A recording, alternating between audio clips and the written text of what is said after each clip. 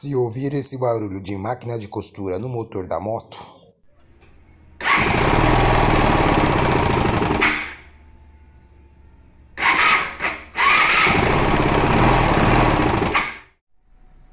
esteja certo que não é o comando, é apenas o pistão batendo no cabeçote.